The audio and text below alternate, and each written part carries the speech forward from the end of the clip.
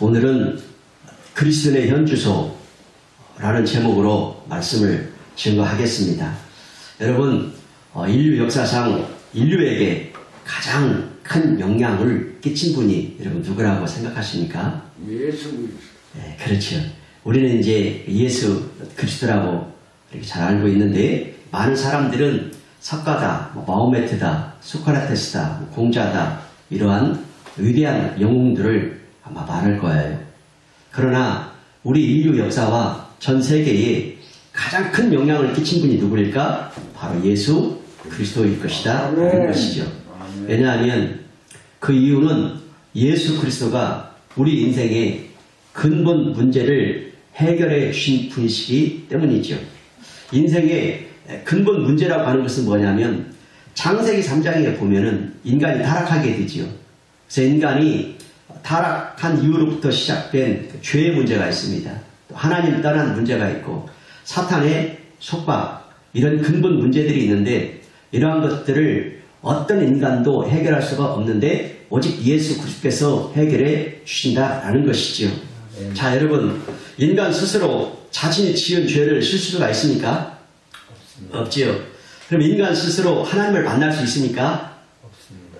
또 인간 스스로 사탄 마귀를 이길 수 있습니까? 없습니다. 그런데 예수 그리스도께서 이 땅에 오셔서 죄의 문제를 해결해 주심으로 모든 죄와 저주로부터 해방되게 해 주셨습니다. 아멘. 또 길과 진리와 생명이 되심으로 하나님 만나는 길을 열어 주셨습니다. 아멘. 만왕의 왕의 권세로서 사탄의 머리를 깨뜨리심으로 사탄의 속박에서 벗어나 자유와 승리케 하셨습니다. 아멘. 그렇기 때문에 전 세계에서 20억 이상의 인구가 예수 그리스도를 믿는다라는 것이죠.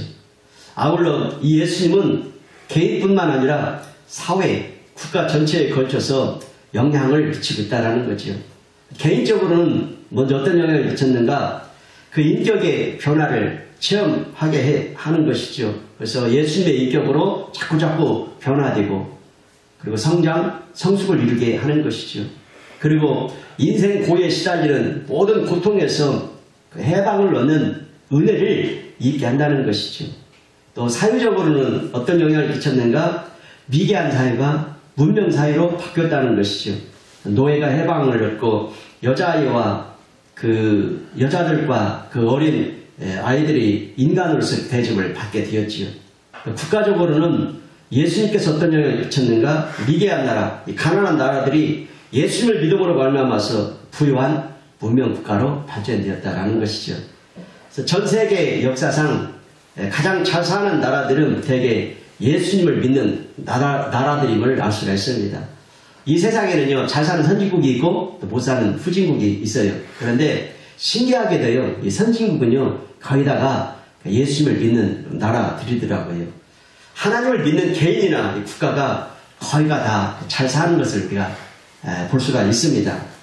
그렇기 때문에 예수 그리스도께서 우리 인류에게 가져오신 은총과 복은 엄청난 것이다 라는 것입니다. 자, 그러면 예수님은 어떤 분이실까? 그것을 오늘 한 3가지 정도 한번 생각해 보도록 하겠습니다. 첫째, 예수님은 죄를 사해 주시는 분이십니다. 자, 인간의 불행 가운데 최고의 불행이 뭐냐? 죄인의 불행이라는 거예요. 인간의요, 모든 불행과 고통은 죄로부터 왔기 때문이죠. 근본적으로 인간의 모든 비극은 죄의 문제에서 비롯된다는 거죠. 개인이나 사회나 국가나 모든 고통의 문제는 죄로부터 발생하고 있다는 거예요. 그러니까 죄 때문에 미움이 생기고 분쟁하고 전쟁이 있고 죽음이 있지 않습니까? 죄 때문에 저주가 있지 않습니까? 죄 때문에 고통이 있어요. 인생의 모든 불행이 이 죄에서 비롯된다라는 거예요. 오늘 우리 민족의 문제랄지 우리 삶의 문제가 어디에 있는가? 그 뿌리 어디에 있다? 그 뿌리가 죄에 있다라는. 그러므로 이 나라의 문제, 삶의 문제는 경제로 해결되지 않는다는 거예요. 사실 경제 성장을 많이 이루었지요. 우리가 이 경제 성장을 세계 10위가 되도록 이런 놀라운 성장을 이루었어도 우리 인생부의 문제가 어느 정도는 해결되었는데 우리 근본적인 문제는 해결할 수가 없다라는 것이죠. 주여. 사실 경제 성장으로 말미암아서 먹고 사는 것은 이 정도 해결됐으면 많이 되었죠. 사실 우리는 지금 엄청난 풍요롭고 평화롭고 자유로운 시대를 살고 있어요. 아멘. 근데 지금 문제는 뭐냐? 더 가지려는 욕망하고 더 좋은 것을 소유하려는 상대적인 욕구가 있을 뿐이지 부족하지는 않는 이런 세상을 우리가 살고 있잖아요. 그런데요,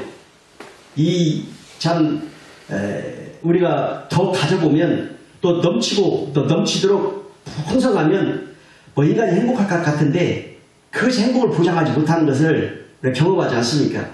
더 가졌다고 해서 차고 넘친다고 해서 사회 문제랄지 인생 문제가 해결되는 것은 아니지 않습니까? 왜냐? 가장 근본적인 문제가 바로 인간의 죄의 문제이기 때문이다 라는 거죠.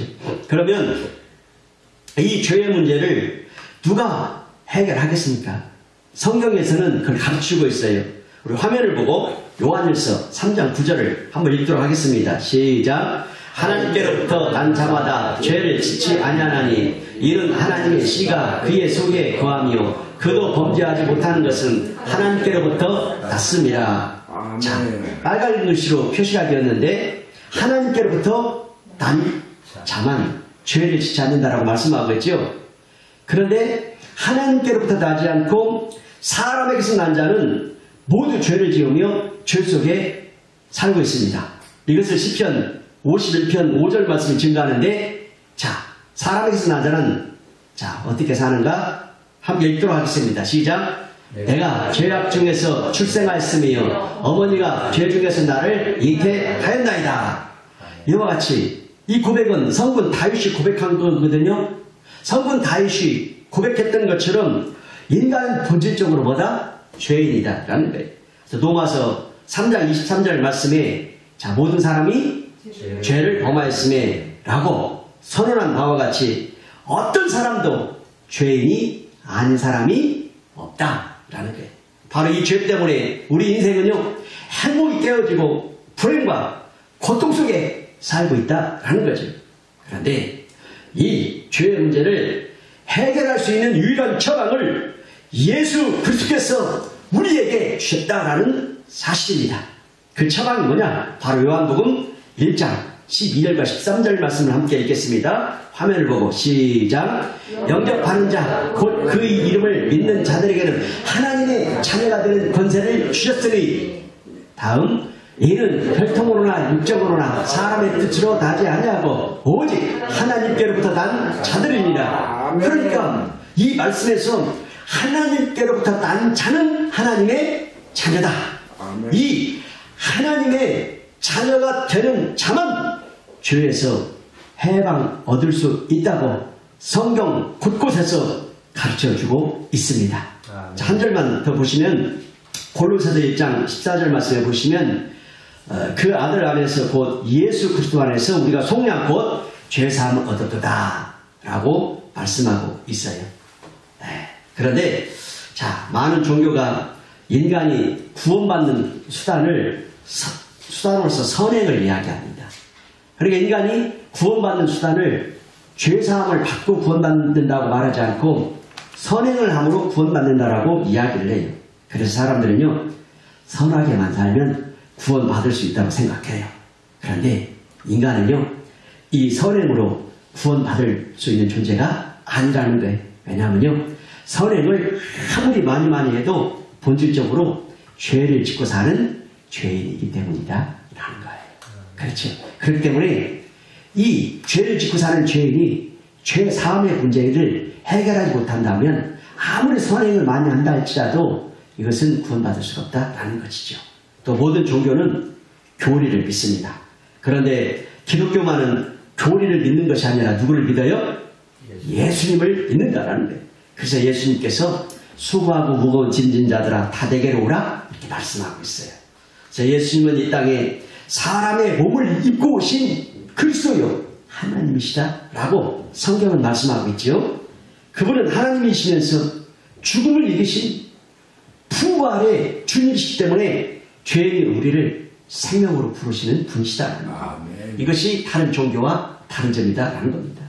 자, 불교를 믿는 사람들은요, 불교 교리를 믿어요. 이슬람교도 그들 나름대로의 교리를 믿고 있어요.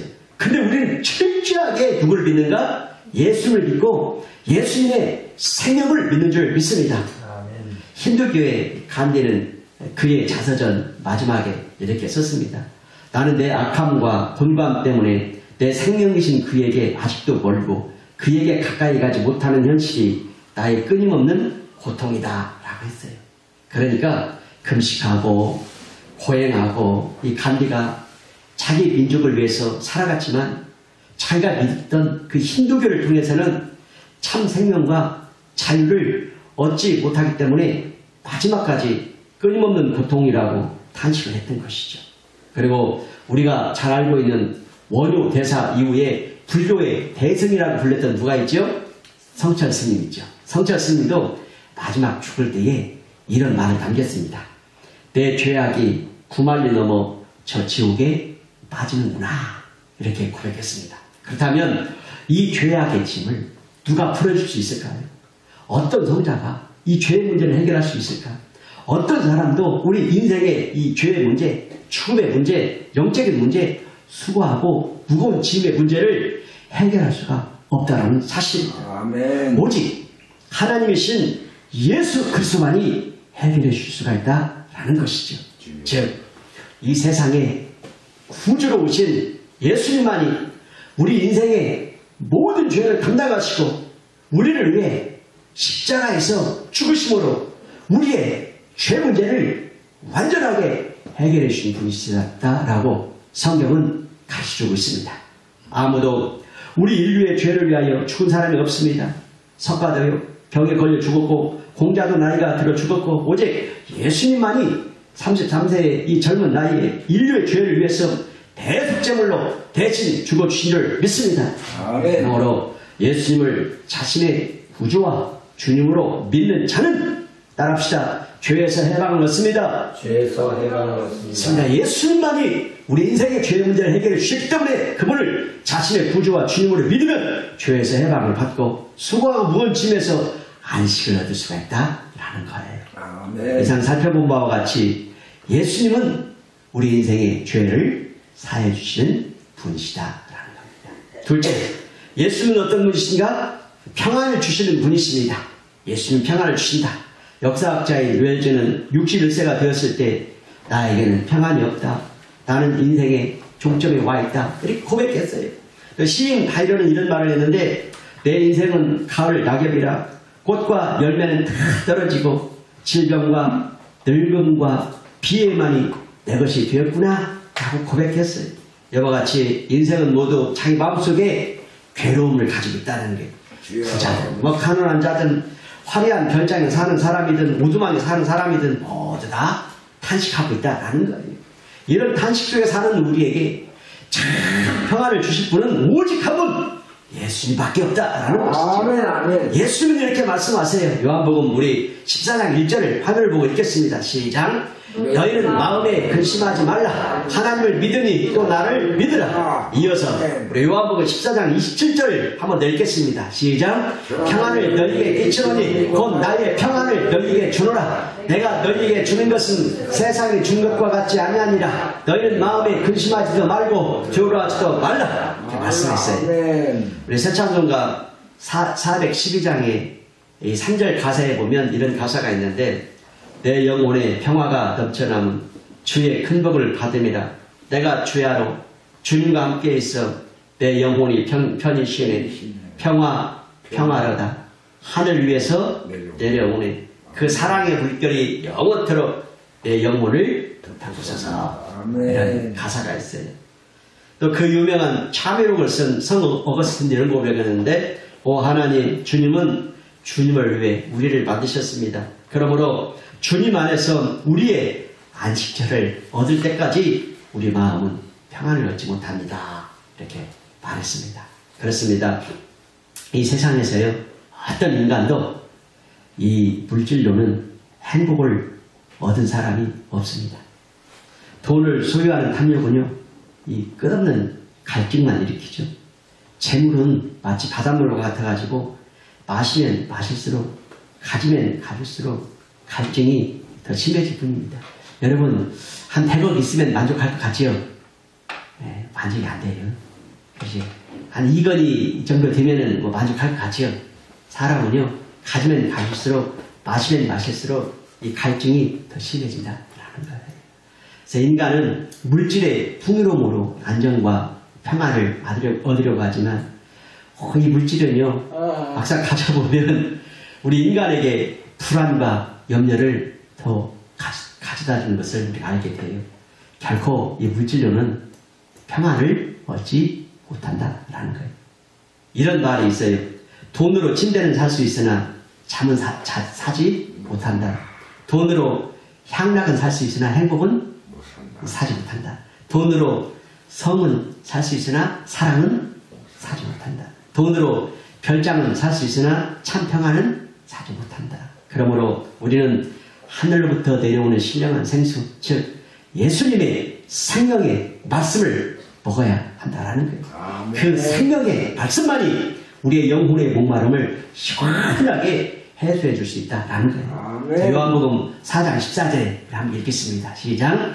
내가 주는 물을 마시는 자는 영원히 목마르지 아니하리니 내가 주는 물은 그 속에서 영생하도록 솟아나는 샘물이 되리라. 여기서 가리키는 물은 뭐냐면 성령을 가리키기도 하고 하나님의 말씀을 가리키기도 해요.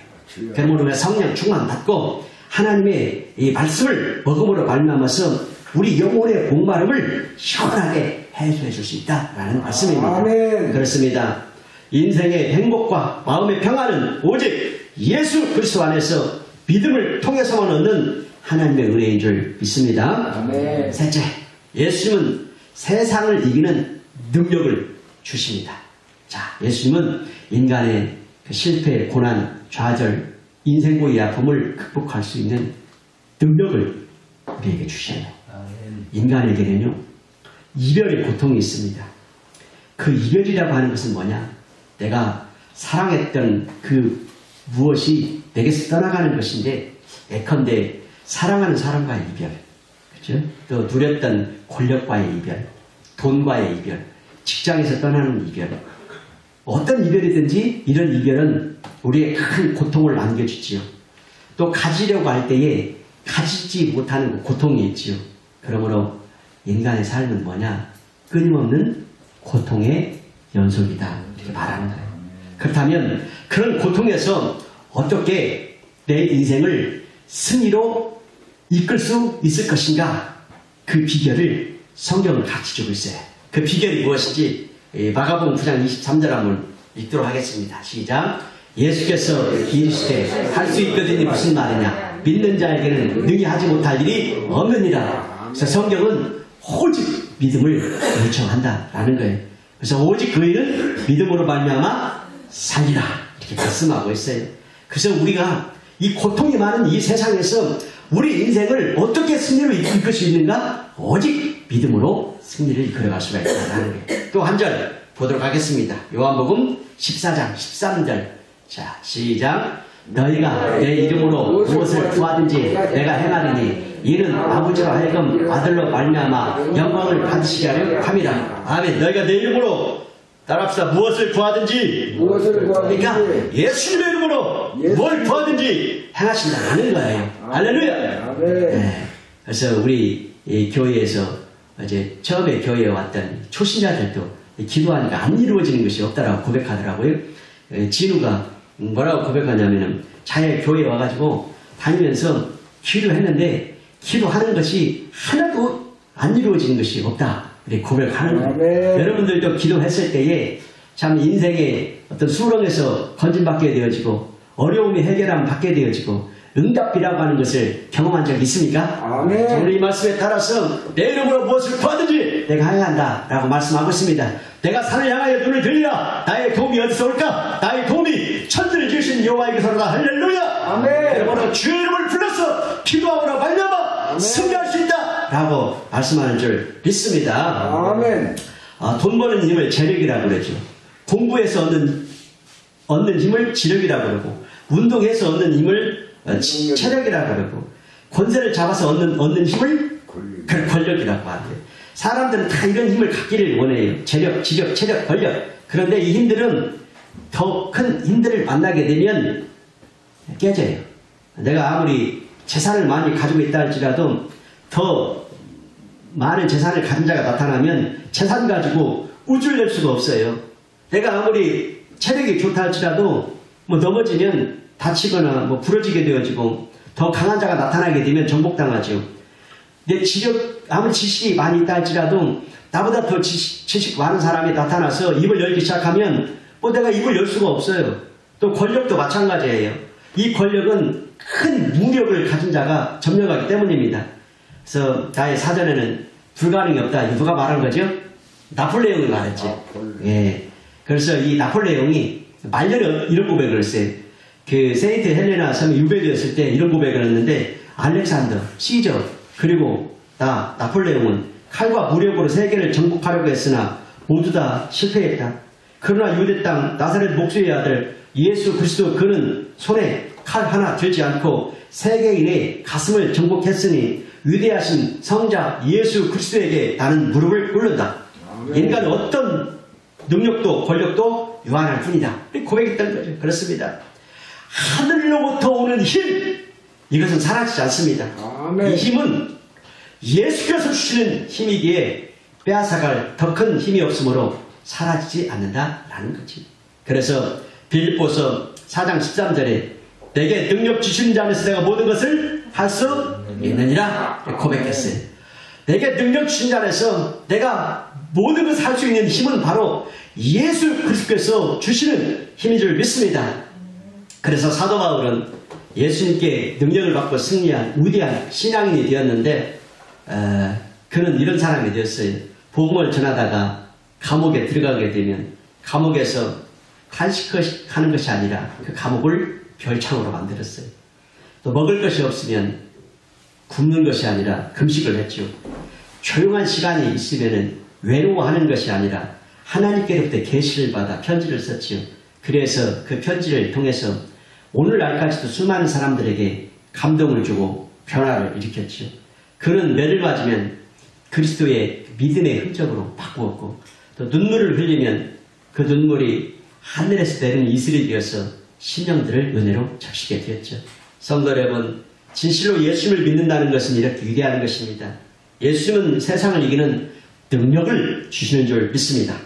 이상 살펴본 바와 같이 예수님을 믿고 하나님의 자녀가 되었을 때 그 믿음으로 말미암아 받게 되는 가장 큰 은혜 세 가지 말했죠. 첫째, 죄에서 용서받는 은혜. 둘째, 인간의 모든 괴로움에서 무엇을 얻는 은혜?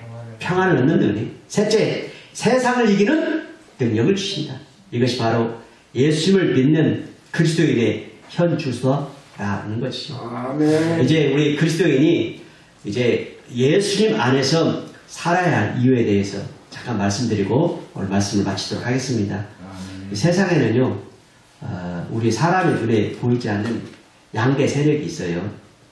하나님과 마귀, 성령과 악령, 그리스도와 벨리알, 의와 불의, 축복과 저주, 천국과 지옥, 이런 대주적인 양대 세력이 있지요. 사람들은요, 은연중에 이 양대 세력, 그 어느 것 하나에 사로잡혀서 지배를 받아요. 특히 이 종말의 때를 기록한 요한계시록을 보면 이 양극화 현상이 아주 더 치열해지고 있는 것을 볼 수가 있죠. 자, 그런데 크게 나누어서 양대 세력이니까 하나님 편과 사탄 마귀 편이 있겠죠. 그렇다면 하나님은 어떤 분이시냐? 우리를 살리고 생명을 보호하시고 지켜주시는 분이심을 믿습니다. 아멘. 우리 시편 121편 3절과 4절 한번 말씀 읽겠습니다. 시작. 여호와께서 너를 실족하지 아니하게 하시며 너를 지키시는 이가 졸지 아니하시리로다. 이스라엘을 지키시는 이는 졸지도 아니하시고 주무시도 아니하시리로다. 아멘. 근데 사탄은 어떤 자냐면은 우리를 삼키고 멸망시키려고 호시탐탐 기회를 노리고 있는 자라는 거예요. 베드로전서 5장 8절 말씀 읽겠습니다. 시작. 근신하라 깨어라 너희 대적 마귀가 오는 사자같이 두루다니며 삼킬 자를 찾나니. 이 마귀는 요한복음 10장 10절에 보시면 도둑으로 표현되는데 여기 도둑은 영적 도둑을 말하는 것이거든요. 이 도둑이 오는 것은 그 목적이 있어요. 뭐 때문에 오는가? 읽겠습니다. 시작. 도둑이 오는 것은 도둑질하고 죽이고 멸망시키는 것 뿐이요. 이렇게 말씀해요. 한마디로 마귀 사탄은 우리의 영혼을 멸망시켜서 지옥을 끌고 가는 영적 도둑이다 라는 거예요. 그런데 일찍이 엘리야 선지자는 이스라엘 백성이 하나님과 바알, 이 사탄 사이에서 머뭇거리고 있을 때에 자신의 정체성을 분명히 하라고 촉구를 했어요. 하나님 편에 설 거냐, 바알 편에 설 거냐, 이렇게 촉구를 했어요. 우리 화면을 보고 한번 읽겠습니다. 열왕기상 18장 21절 시작. 엘리야가 모든 백성에게 가까이 나아가 이르되 너희가 어느 때까지 둘 사이에서 머뭇머뭇 하려느냐. 여호와가 만일 하나님이면 그를 따르고 바알이 만일 하나님이면 그를 따를지니라. 그렇다면 여러분, 우리는 어느 편에 서야 하겠습니까? 하나님 편. 아멘. 언제나 여호와 하나님 편에 서야 될 줄 믿습니다. 아멘. 이수부화에 이런 이야기가 있더라고요. 새들하고 짐승들하고 큰 전쟁이 막 일어나려고 하려고 있었어요. 전쟁이 이제 일어날 그런 판이었습니다. 근데 박쥐가요, 어느 편인가 들어가서 싸워야만 했어요. 근데 먼저 박쥐한테 그 새들이 와서 자기 편에 와달라고 요구를 합니다. 그때 이제 박쥐가 뭐라고 하냐면, 아니 나는 짐승인데 어떻게 너희들 편에 설 수 있겠느냐 라며 거절을 해요. 이번에는 이제 짐승들이 우리 편에 와달라고 요구를 해요. 그때 박쥐는 아니 나는 새인데 어떻게 짐승들 편에 서겠느냐 라며 또 거절을 해요. 그런데 이제 이 전쟁이 발발하기 직전에 천만다행으로 화해와 타협이 이루어져 가지고 짐승과 새들은 우리가 화해한 이 기념으로 착축 행사를 벌이자. 그래가 착축 행사를 벌이게 되었습니다. 그때 박쥐가 이제 새들의 축하 파티에 참석하려고 그를 갔어요. 근데 새들이 반겨주지도 않는 거예요. 그래서 이제 다시 짐승들의 이 축하 파티에 들어가려고 그를 갔어요. 그러니까 짐승들은요, 새들보다 더 험악한 표정을 지으면서 쫓아내버렸어요. 이 이야기가 우리 그리스도인들에게 시사하는 바가 뭐냐면, 바로 우리 그리스도인들은 정체성이 분명해야 된다라는 것이죠. 그러니까 하나님과 마귀, 성령과 악령, 그리스도와 벨리알, 의와 불육, 축복과 저주, 천국과 지옥, 이 양대 세력들이 있다고 그랬죠. 이 양대 세력들 사이에 서야 할 중간 지대가 없다래. 박쥐처럼 이리 빠지고 저리 빠지고 여기에 서고 저리에 서고 뭐 이런 것이 없다. 중간 지대가 없다라는 거예요. 우리 그리스도인은 정체성을 분명히 해야 된다. 아멘. 그럼 우리 그리스도는 어느 편에 서야 될까요? 하나님 편에. 하나님 편에 서야 될 줄 믿습니다. 언제나 늘 항상 하나님 편에 서야 된다라는 것을 신명기 30장 19절에서 20절 말씀에서 말씀해주고 있어요. 우리 한번 다 함께 읽겠습니다. 자, 시작. 내가 오늘 하늘과 땅을 불러 너희에게 증거를 삼노라. 내가 생명과 사망과 복과 저주를 내 앞에 두었은즉 너와 내 자손이 살기 위하여 생명을 택하고 내 하나님 여호와를 사랑하고 그의 말씀을 청종하며 또 그를 의지하라. 이렇게 말씀했어요. 그러므로 그리스도인의 현 주소는 하나님 편에 그리고 그리스도 예수 아래 뿐입니다. 그렇게 사는 여러분에게 세상에 줄 수 없는 하늘의 신령한 은혜가 풍성하게 내려지기를 예수님의 이름으로 축원합니다. 아멘. 아멘. 아멘.